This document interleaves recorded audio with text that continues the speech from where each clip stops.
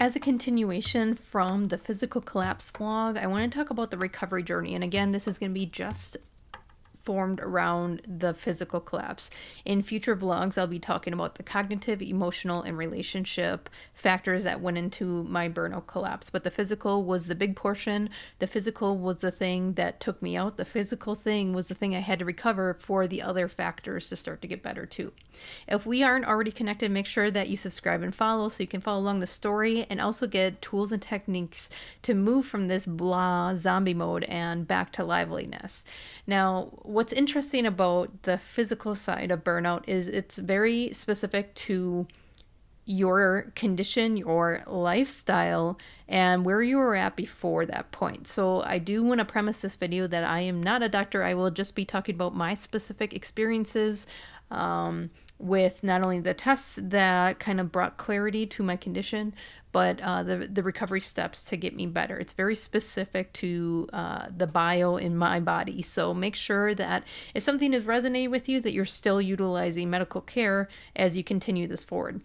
I also do want to premise this that a lot of this recovery was done holistically, and there are some factors of holistic health, such as herbals and tinctures, that if you have behavioral health disorders and you're taking medication for that, that they can disrupt your medication and actually cause side effects. So make sure, again, you're seeking medical help along this journey. I just wanted to bring awareness to some of the steps that are in your control, and anything more than that, please make sure that you're getting assistance.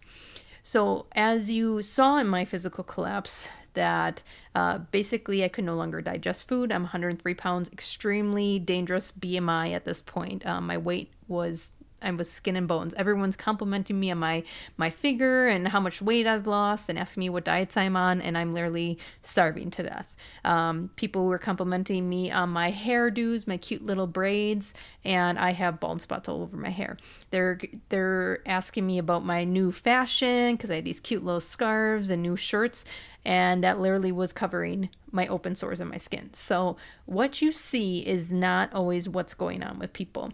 And actually, there's a statistic by American Psychological Association that 34% of people in burnout will not ask for help, and they will actually hide conditions and symptoms. So 34% is a big number. And yes, I was part of that statistic. I was a high performer. As a female in a male-dominant industry, I hid anything I could to show signs of weakness, which came at my own demise. So let's talk about recovery. I'm going to break it down to a few things that I did on my recovery journey, both as an individual and then with doctor guidance. So by now I've been through the modern medicine ringer for about 7 years with misdiagnosis, misprescriptions, side effect prescriptions off of that made things worse. And so I get to this holistic doctor, and you'll read this in my book, Leaving the Darkness, Proven and Practical Burnout Guide. And in this book, in a chapter, it will talk about the witch doctors, which is the holistic doctors that I got linked up with. Before that, you get to see my spiral out of control in the modern medicine industry. So if you're looking for this book, go ahead on to Amazon. I'll link it in this video as well, and you can learn a little bit more about my story. So I get to the holistic doctor, and we have our hour session, and we break down every little piece of the puzzle, every diagnosis that I've had and prescription and all the different doctors that I've seen. And by now I have also had many tests and lab work to rule out cancer and different type of biopsies to rule out conditions. I got tested for thyroid disease. So all those things are ruled out. And I want to put that out there because I think modern medicine has its place. It's just not a complete holistic view of everything that's going on. And that's where I want you to be a health advocate for yourself. If something is not fitting, if something is not getting better, please try other avenues to get help, but don't discount the others. Because I got hooked up with the holistic doctor, and he did want to rule out a few things of lab work, such as thyroid disease, because it's very common in females who are being drained and had some of the symptoms I had. So where we focused was on my gut, because with my body being in starvation mode, nothing would get better until I could start consuming nutrients again. So we focused on the gut. So I actually took a kind of like a gut test, where basically they test your stool sample to make sure that you don't have any parasites, where your specific gut bacteria are. I'll tell you that this report, I couldn't read half of the words in it, but he broke it down and explained it to me. And really the premise of that report, what I got out of it was I didn't have any stomach acid. So every time I ate, that food sat in my stomach. It had no really way to break down, so it was giving me stomach aches, which is why my body would want to throw it up. If anything did get to my gut, my bacteria was so off, it also did not know how to absorb nutrients or break it down. So that's why I was getting sick in my gut. And then, of course, because I'm so hungry and my body's just craving any kind of nutrients, I would get bloat. So I would get like a big pregnant belly every time that I ate. So it hurt to eat. I was either throwing up when I ate or I had big bloat belly. And so we had to get the gut out of control. So off of that report, he could figure out the bacteria that we needed to activate, the bacteria that we needed to get out of there. I had some leaky gut issues. So there's foods that literally my body would revolt and be allergic to. And it wasn't the ones on my LCAT tests, like I mentioned in the previous video. So we had to cut those foods out because we just needed to get that gut back in a healthy state. Now, the other part of my specific journey was the hormone factor. I wasn't sleeping. I had insomnia. So that's melatonin, which is a hormone or a chemical. I had 3-week-long periods, which is extremely long. They should be, less than a week. And so I was becoming anemic. So that was another hormonal problem. And then there was factors that were stressing my heart and my liver out. Again, hormonal factors, because my liver wasn't detoxing all these hormones and toxins out on a regular cycle. So I also took a hormone test. So we got some of my gut stuff figured out, and then we let that play out. We took one variable at a time, and the focus was on getting my gut up and running so I could eat food.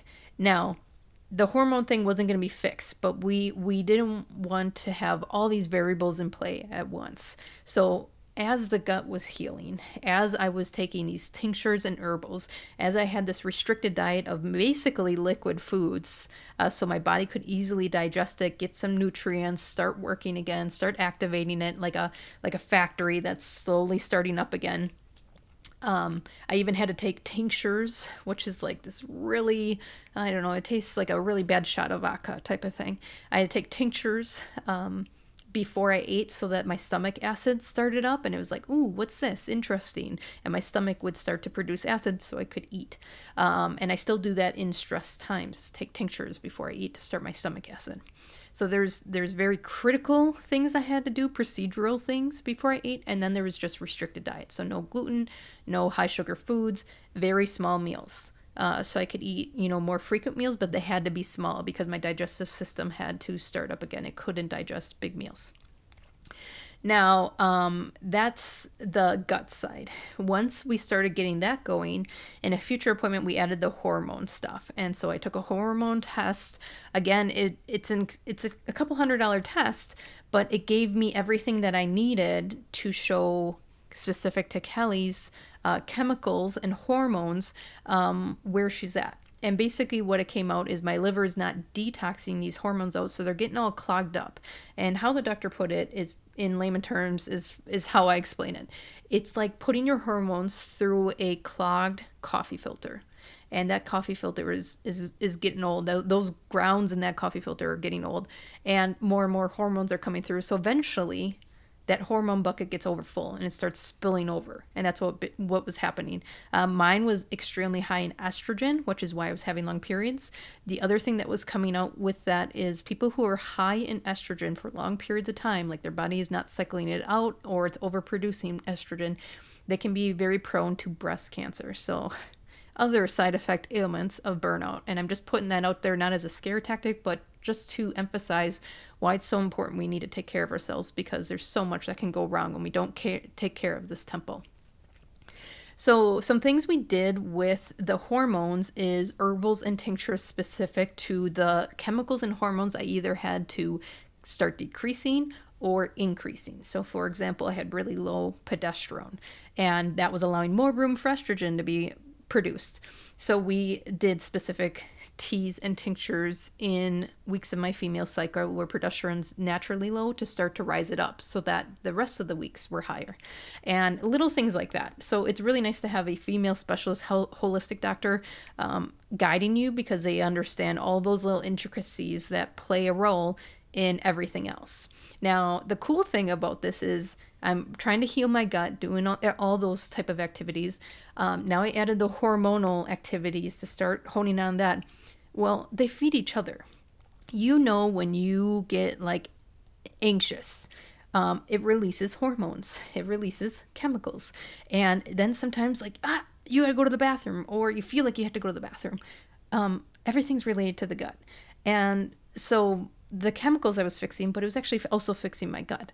And the interesting thing is, because your gut is so related to other parts of your body and your brain, that the other sectors I'm going to be talking about in this vlog, the cognitive, the emotional, the relationships, naturally started to get better. There's more activities that I had to do for that recovery, but for the most part, when you feel good, other things start to feel good, right? You get in a good mindset. People don't suck as bad. Emotionally, you can process things. But when you're sick or tired and don't feel good, people suck. And everything seems draining. And cognitively, you have that brain fog. So when I talk about recovery, I'm not just talking about Kelly's comeback. I'm talking about the little wheels that spin within our body that we need to take care of so that we can function in this world, that we're creating resiliency daily, so when times get hard, we don't have a collapse. We can weather the storm. So again, this recovery journey was specific to me. If you need to get in contact with a really good holistic doctor, please go out to my website and private message me. I do not put his information out publicly, and I can send his information to you. You can connect and see if it's a good fit for you. But really, this vlog is just to bring awareness to those little body signals that we have. And if they're not addressed, they do escalate, and it can bleed out to other illnesses, other disease, that eventually takes over your life. And if my recovery journey can teach you anything, it's that your energy is power. And if you can stay intentional and follow the energy and come back here for more tips and techniques, or share this out so people feel a little less alone, then this world doesn't seem so exhausting. That you can stop creating this battle in reality, and you can start embracing it.